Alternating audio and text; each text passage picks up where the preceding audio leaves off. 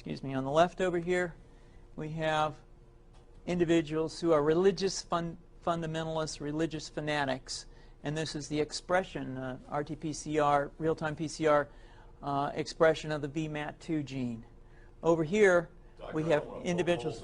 So let me complete. So over here, we have individuals who are not particularly fundamentalist, not particularly religious, and you can see there's a much reduced expression of this particular gene, the VMAT2 gene. Another evidence that supports our hypothesis for the development of this approach. What you see here is by spreading this virus, we're going to eliminate individuals from donning on a bomb vest and going into a market and blowing up the market. So our hypothesis is that these are fanatical people, that they have overexpression of the VMAT2 gene, and that by vaccinating them against this, we'll eliminate this behavior. So we have some very, very remarkable data in this next slide. Here we have two brain scans. These are fMRIs. These are two different individuals with different levels of expression of VMAT2. On top is an individual who's a religious fanatic, an individual, and we've repeated this numerous times, that has high levels of VMAT2. Now, this individual down here who had low levels of the VMAT2 gene, this individual would self-describe as not particularly religious.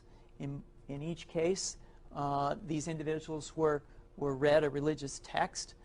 This individual lit up the right middle frontal gyrus, shown here, and that's a part of the brain that's associated with theory of mind.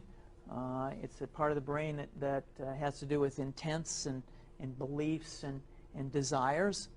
In contrast, in marked contrast, here's an individual who would not particularly self-describe as religious, and when they're read a religious text, what you see is that this part of the brain called the anterior insula lights up. This is a part of the brain that's associated with disgust or displeasure on hearing something.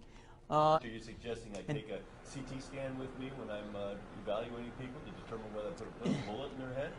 So the data that I'm presenting here supports the concept that we're proposing, and I think that we would not propose to do CT scans or fMRIs on individuals out in the hinterlands of Afghanistan.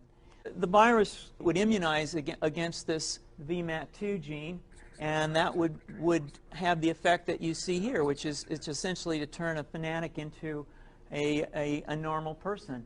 And we think that will have major effects in the Middle East. How would you suggest that this is going to be dispersed? Aerosol?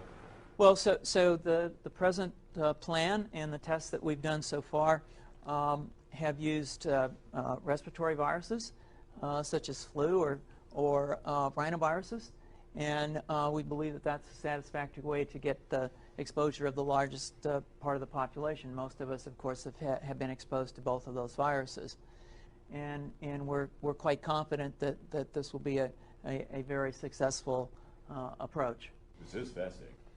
What's the name of this proposal? Yeah, so the name of this project is FunVax, which is the vaccine for religious fundamentalism. And you have a proposal already?